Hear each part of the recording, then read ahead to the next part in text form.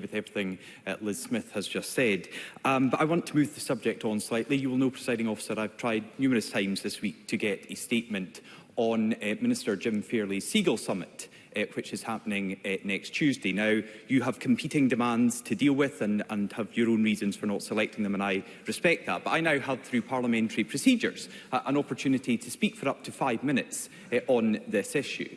And the reason I want to raise it is because what the Minister is now doing next Tuesday is a sham and a farce. He came to this chamber months ago and said this: "I will have a summit later this year to discuss with members and the people who are raising these issues." Well, the summit he plans to go ahead with next Tuesday is excluding members because politicians are not invited. It's excluding the public because it's not open to the public, and it's excluding the press as well. So a cast-iron commitment given in this Parliament for a meaningful summit is now turning into an SNP talking shop, and they'll be talking to themselves. Because what we're going to get is Jim Fairley sitting at Great Glen House, which is the headquarters of Nature Scott, listening to his officials, listening to himself, and listening to Quango bosses, and not listening to the public in the north. I will give way in a moment. I'm glad the Minister's interested in this, because the government haven't been so far, but not listening to the public, who have been raising repeated concerns about this issue. Now, the point about the location is important, because Fergus Ewing wrote to the Minister and asked for this to be held in a neutral venue. He suggested Eden Court. But Nature Scott said, no, this must be held at Great Glen House so they could have the broadband connection to live stream the summit to a wider audience. This week, Nature Scott have said they are going to now refuse to live stream it. So the whole reason for having it at their own headquarters has now been thrown out. And on that point, I'll give way to the Minister. I just wonder at what stage Mr Ross might speak to the business motion before us, President Officer. And as an aside, I can say I've not had any request sent to me for a statement in this matter as a matter of public record. I think it's important to make that point. I'll get there. In the next 3 minutes, I'll get there, because we have up to 5 minutes. And the reason that there hadn't been a statement request is I was looking at other opportunities. I put in a topical question request. I put in an urgent question request yesterday. I put in an urgent question request today. They were not selected, so I'm now using the opportunity afforded to every MSP to speak for up to 5 minutes on a topic of their choice that they would like to see in the business motion going forward.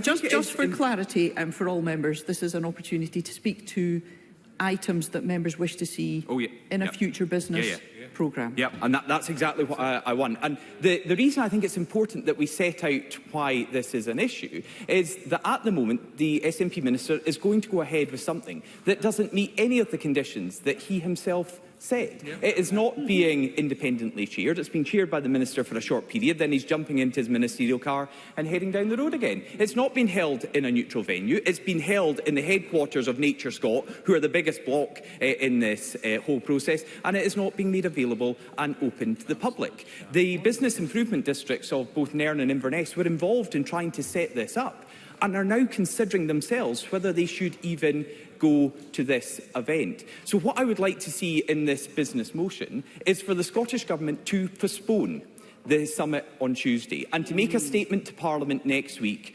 on the postponement and what they will do to make this a truly open and reflective summit where members of the public can give their views directly to the Minister. So he doesn't sit behind a closed door in Nature Scott and listen to people who agree with him or to people he agrees with. He listens to the public. I will briefly give way to Rachel Hamilton.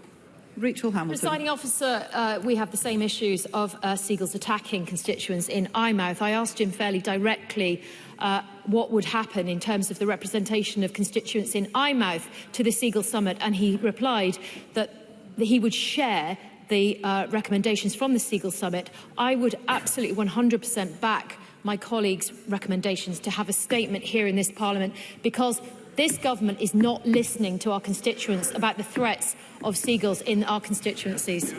In conclusion, Mr Ross. And in conclusion, they're not listening to anyone who disagrees with them. We've been told that there's going to be a pest controller there next Tuesday to give an update. This is the same pest controller whose idea to control the gull numbers was to pick up eggs and chicks and take them to wildlife sanctuaries, but the same pest controller who said that wouldn't be possible to implement in the Highlands and Islands where this is being held. So can I plead to the Minister that the Government listen to the concerns of business improvement districts, politicians across the political spectrum and members of the public who would like to see this summit postponed next week and a truly open, transparent and listening summit rearranged in the future at a neutral venue open to the public, and we'll include that in the business next week.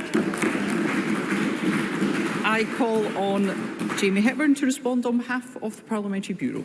Well, let me do what Mr Ross did not do and speak to the business motion before us. But as an aside, let me say the Tories have a new business manager. I can't say it speaks much for Mr Ross's confidence in him when he hasn't decided to go and speak to his business manager to raise this matter with me. I can hear the Conservatives decrying Let's hear the I have Minister. not had a single representation from the Conservative business manager on this issue. Had plenty of other issues, but not this issue. And if Mr Ross cares to go via his business manager, as is the normal practice, and he cares to raise this with me, I'll give it every consideration. Of course I'll give way to Mr Ross. Well, I'm grateful to the Minister for giving me. First of all, the problem with asking for statements is we have asked for many and none of them come forward. We get them drip, drip, drip over weeks. This is an urgent issue, which is why I went through the process of a topical question and an urgent question. When that was not successful, the next opportunity for a member to raise this is through the business motion. So the Minister could satisfy us all by saying his government will postpone this summit,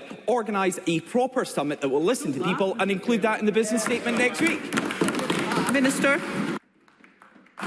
Well, he knows it's utter nonsense that we don't bring forward statements that have been requested. There was a statement requested on the situation. If he cares to listen, I'm happy to respond on the situation at Alexander Dennis. And we brought that statement today. That statement was made at the request of the Conservative Party, so we do.